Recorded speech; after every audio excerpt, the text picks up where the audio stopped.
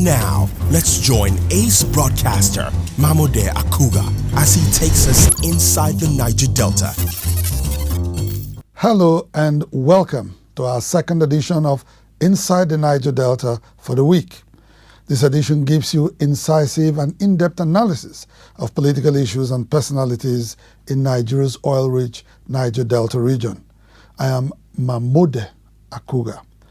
On this edition of the program, we'll be looking at some recent developments in the country and their possible impact on the politics of Niger Delta states. On Wednesday, 4th of July, the reported division within the fold of Nigeria's governing party, the All Progressives Congress, APC, finally became an open secret as one of the party's chieftains, Engineer Buba Galadima, officially announced the birth of the reformed All Progressives Congress, RAPC, a breakaway faction of the party, at a press briefing in the Federal Capital Territory, Abuja. Galadima, a former Secretary General of the defunct Congress for Progressive Change and an estranged ally of President Muhammadu Buhari, had told journalists that the emergence of the reformed APC under his leadership is in response to an alleged absence of internal democracy in the governing party, as well as the lackluster performance of the President Buhari government. Following in quick succession on Monday, 9th of July 2018, was the signing of a memorandum of understanding between Nigeria's main opposition party, the People's Democratic Party, PDP, and 35 other political parties with an agenda to enthrone a new government in 2019. In this grand alliance are notable political bigwigs, including former Vice President Atiku Abubakar, former Senate President David Mark, Engineer Buba Galadima, Senator Stella Omu, and Alhaji Tafawa Balewa. For its part, the APC has maintained that it remains the authentic governing party and will work assiduously to clinch victory in 2019. Obviously, the gladiators are getting ready to cross swords at the forthcoming political rumble, general elections. And the major concern in the entire scenario is the likely impact of an overheated political environment on the political outlook of the Niger Delta in the weeks and months ahead, as our correspondent now reports.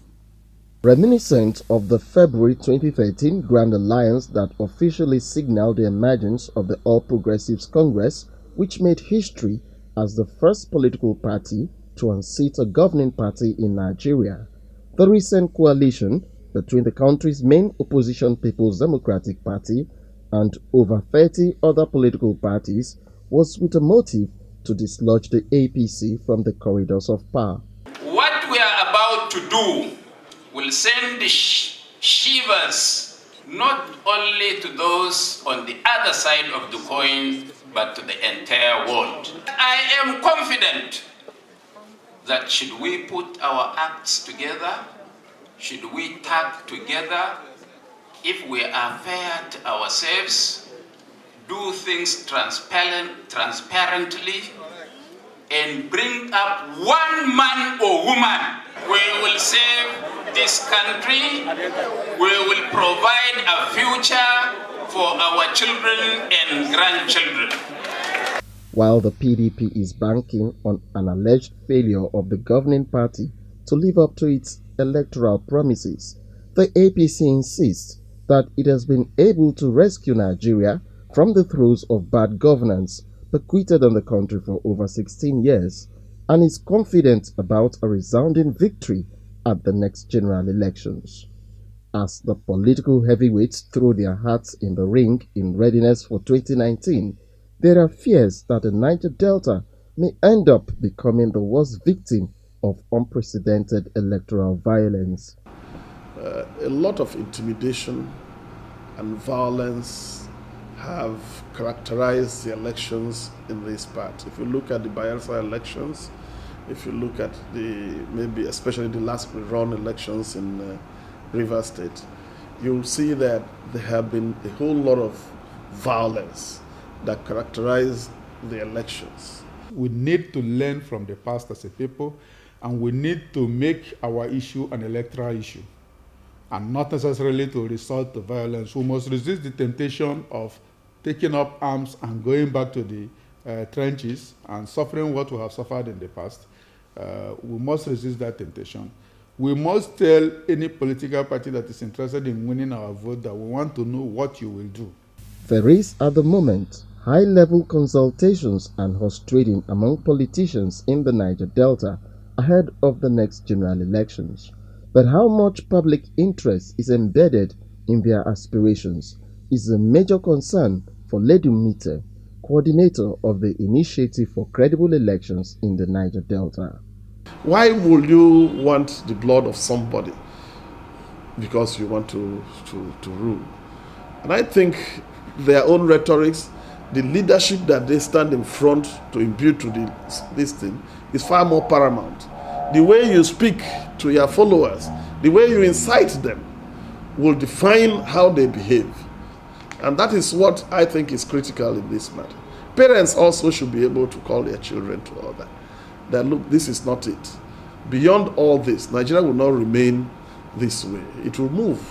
To avert a likely reenactment of electoral violence in the Niger Delta, the political actors are enjoined to play by the rules of the game as provided in the nation's Electoral Act.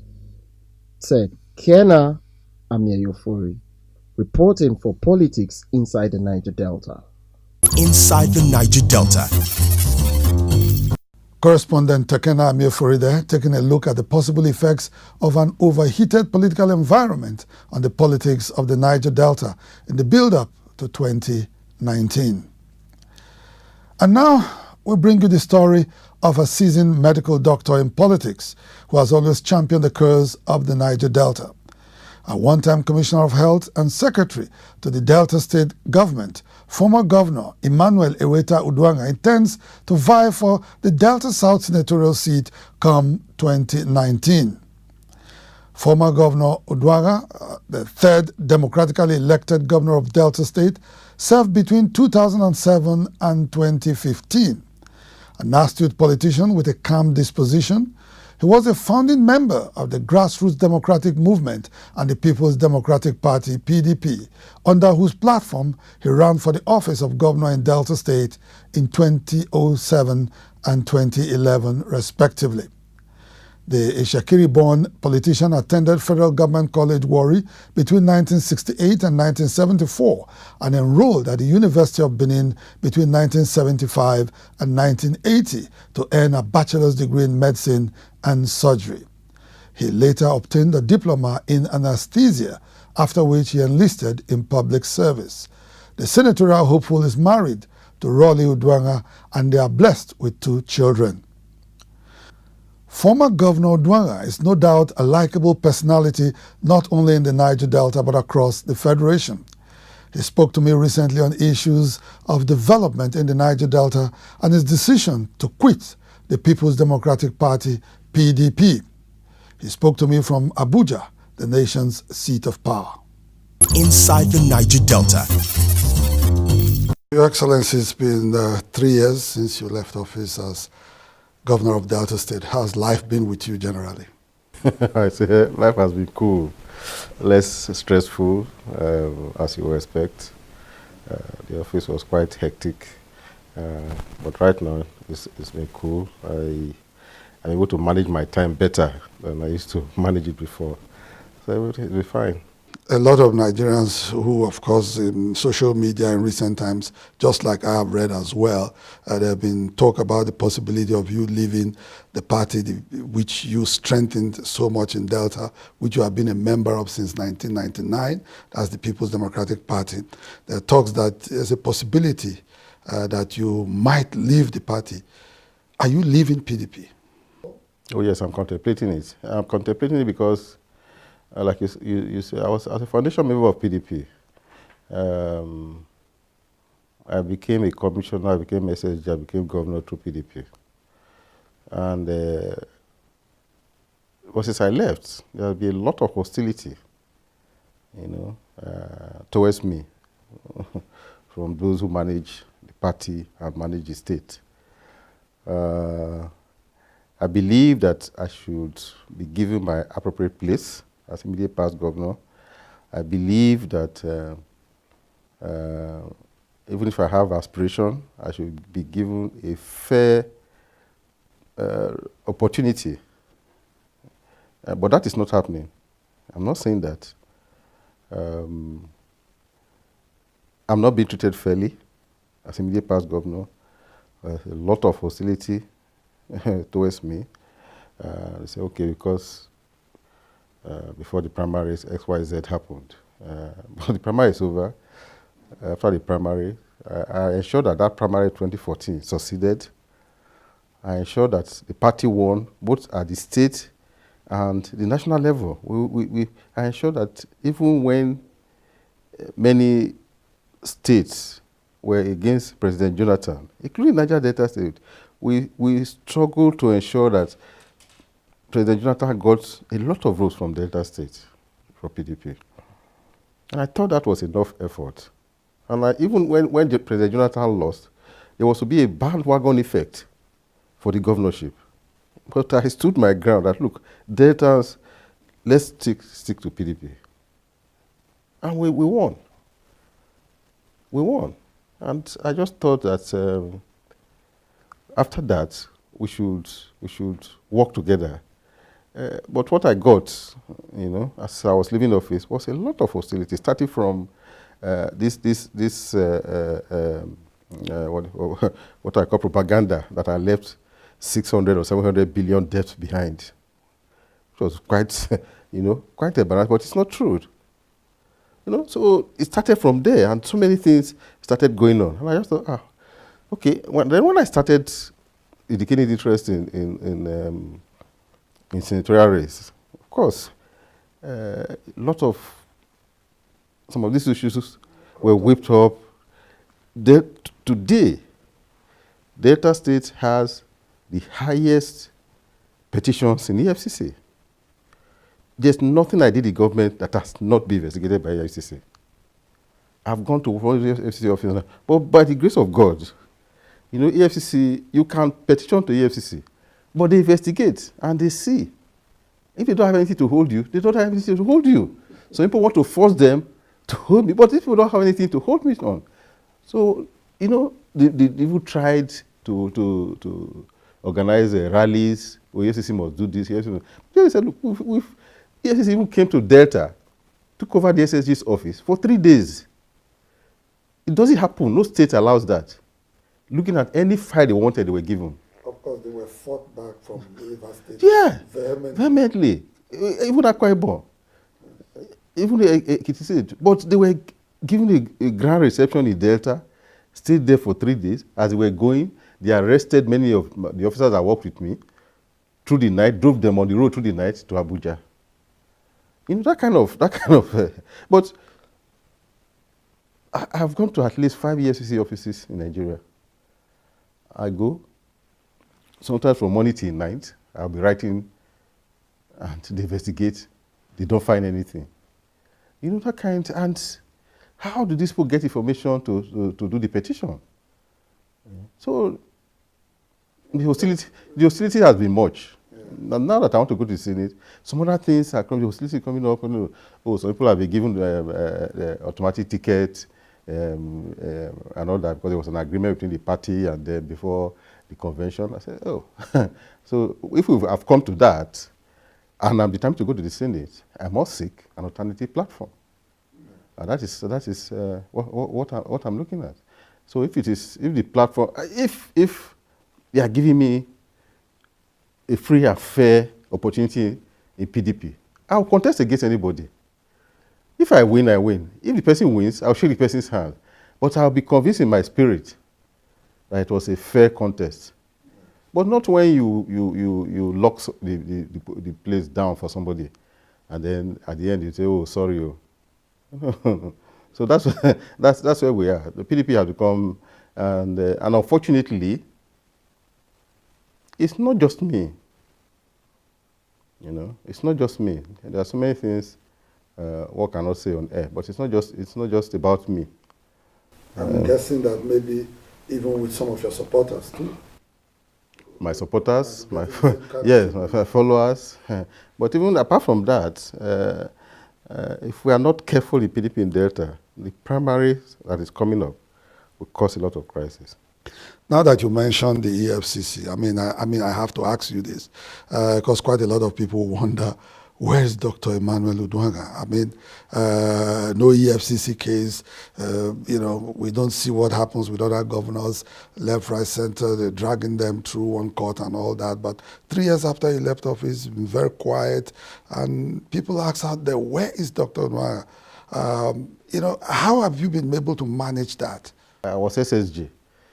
Being an SSG gave me opportunity to know a lot of things in terms of processes. I must say that some people keep blaming EFCC. But EFCC, from my experience, is a thorough organization, investigative organization. For them to take you to court, they would have done a lot of investigations. You see, before the various offices that they have invited me to, before I get there, they would have done a lot of investigations. They would have gotten a lot of information. Even sometimes, some of the communication in your phone, they have all those details. So, like I tell people, when you go to the EFCC, don't lie. But you see, if you lie, they will just bring out a document. When they're asking you a question, sometimes they already have the answer.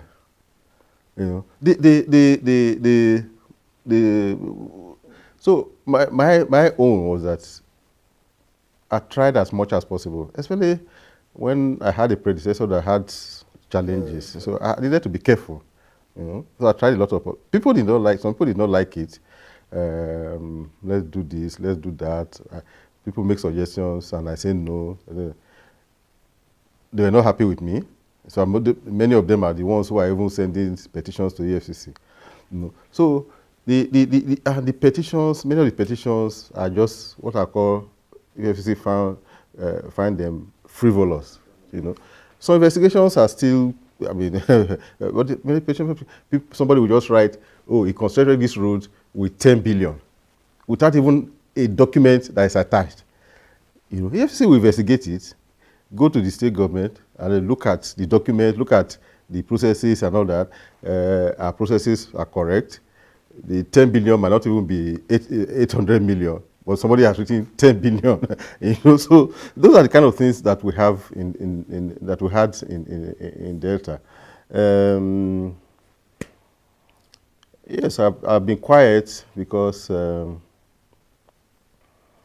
when you finish governing a state and somebody else comes in, pull back, except the person is seeking your advice, just keep a distance.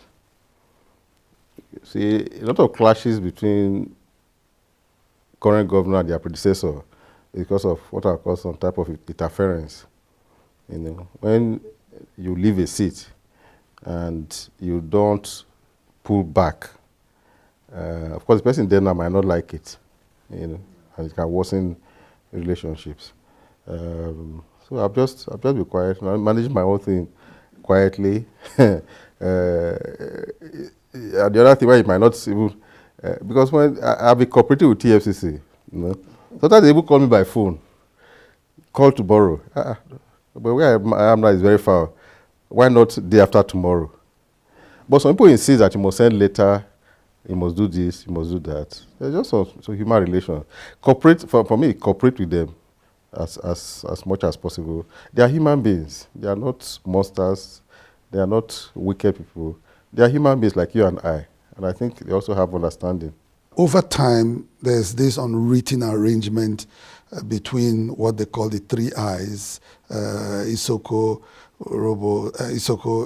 Ijaz, and the Shekiris, in terms of the distribution of senatorial seats for that senatorial district. Don't forget that there's also Robo in that senatorial district. 1999, it was the Isokos that had it. After that, the Ijaz have had it. And up from that time till now is the Ijaz. It seems to me that for them to have held on to that position over time, looks like that unwritten arrangement that was there between these ethnic groups, it looks like there's some crack in it already. Okay. First, I'm happy you talked about the three I's because that rotational arrangement did not even start with PDP. You know, it started from the times of Atake, Ike Clark, and all that. Otobo. They started that arrangement. PDP inherited it because PDP was the leading party, virtually at a point like the only party in Delta. So it was also supposed to be a PDP arrangement which we imbibed. Now, over the years, unfortunately, one ethnic group, that is the Jaws, has had more than their fair share. You know, we agree that they have had more than their fair share. So we are now saying that, look, it has to move to another ethnic group. Of course, the Shekiris. And after the Shekiris go to Isoko, before you should come back to it. Because you see, what we are talking about fairness and justice. And one of the issues in Niger Delta is the issue of injustice. And if we are crying that there's injustice against us as as Niger Delta people, in the micro level, we should not encourage that kind of injustice. And I can tell you happily that there are a lot of Ijaws who strongly feel that that arrangement should continue. Whatever you are seeing now are just personal interests, you know, who are maybe have become powerful and all that, and I must take it all, which is not possible. I'm not sure that's it to be possible. So it's personal interest. Now, the truth is, even when it is torn off, there's no time that the one person alone will just have a ticket and you go free like that. There may be challenges from other ethnic groups, but they are smaller. But if the three ethnic groups agree, no matter what challenge comes up, this will be surmounted. You know, because I've heard, oh, okay, when it was tough for a judge, one Isoko man wanted it, one Shekiri man wanted it. I said, yes. I mean, it's like the governorship too. You know, when okay, it was sort of a turn of the Delta South. When I was contesting, I had people contesting from Delta Central and Delta North. You see, but that did not derail the overall arrangement that it has to be somebody from the South. You know, that also happened now that it's in the North. So we're saying that one ethnic group has had it for too many years. Let it go to another ethnic group. There's still resistance, really, from the Jaws, but not all the Jaws. I must explain this. A lot of the Jaws agree that, look, if we are crying that people were oppressing us, why should we now oppress other people? I've talked to a lot of them, and that's what they agree on. Fair is fair, you know. So I'm hoping that as we move along, it will become acceptable to everybody that this time it should go to Shekiri, and after the Shekiri, it will now go to Isoko, and Isoko back to Ijaw. I won't deny that I know that you are interested in running for Senate to represent Delta South Senatorial District in the Nigerian Senate. I mean, you've been governor, you've been secretary to state government, you've been commissioner. A lot of experience, if you ask me. You are going now to the Senate, looking at the Niger Delta region and the environmental issues that we have. What kind of legislation will you be pushing the Senate to try to help the remediation of our environment in the Niger Delta? Now, before we get to the stage of the cleanup, we must first of all prevent further environmental damage. Yes. And that means we need to educate our people. We need to look at processes. You know, we need to look at activities around the Niger Delta that we prevent further damage. There are a lot of things. You're talking about the suits in Port Harcourt and all that, and what is causing those challenges? It could be from the industries. It could be from our security operations. Yeah, and it could be from our economic activities. Those three areas. Let me take economic activities. The first one, I mean, the major one, is illegal bunkering. There's a lot of illegal bunkering going on in the Niger Delta. For this region, we have all these illegal refineries. I wanted people to look at the technology those guys are using improve on those technology, give them fuel legally, so that they can produce the kind of products that they are producing, like diesel and all that they are producing. So what we need is a law to back what they have done. And when we have a law, so it becomes compulsory for the federal government to encourage that kind of thing. And when they encourage it, it will reduce the environmental damage that we are talking about. And then you have a lot of flaring. Why is there flaring going on? So one of the things we should do, or the legislature should do, is to look at the laws that can change that process. That can make that can say the company should not flare those gases. And it's possible. Thank you very much, Your Excellency. Thank you. Your time. Inside the Niger Delta. His Excellency, Dr. Emmanuel Uduaghan there insisting that he will run for the Delta South senatorial election in Delta State against a candidate of his former party, the PDP. No doubt it will be interesting to follow up on that election. And it's on that note we bring the program to a close. Inside the Niger Delta, the authentic voice for politics in Nigeria's oil region, will be back same time, same station next week. I am Emmanuel Uduaghan. Thank you all so much for watching, and bye for now.